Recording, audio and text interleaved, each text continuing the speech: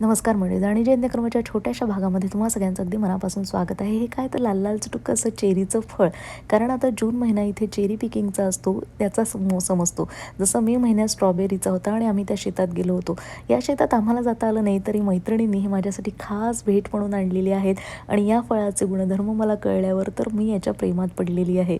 कारण हे फळ खूप साऱ्या मिनरल्सने भरपूर असलेलं, A, B, C विटॅमिननी युक्त, भरपूर फायबर असलेलं असं हे खूप छान फळ आहे. रसाळ असतं बाहेरून अगदी, आतमध्ये एक छोटीशी बी असते, पण गोडीला खूप छान असतं, दिसायला सुंदर असतं. आणि तुम्हाला तर माहितीच आहे, चेरी ऑन द टॉप असं म्हटलं जातं. आणि तसंच हे गुणधर्मांनी युक्त असलेलं असं टॉपवर असलेलं फळ आहे.